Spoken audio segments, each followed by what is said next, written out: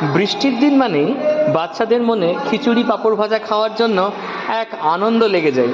তাদের মন শুধুই চায় একটু খিচুড়ি পাঁপড় ভাজা হলে মনে হয় বড্ড ভালো হয়।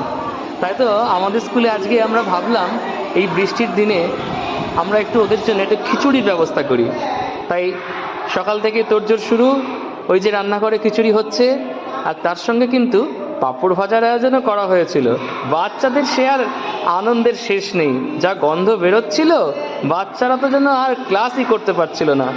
তারপর টিফিন হলো, বাচ্চারা একে একে লাইন দিয়ে খিচুড়ি পাঁপড় ভাজা নিতে শুরু করলো। কোন দিকে দেবে?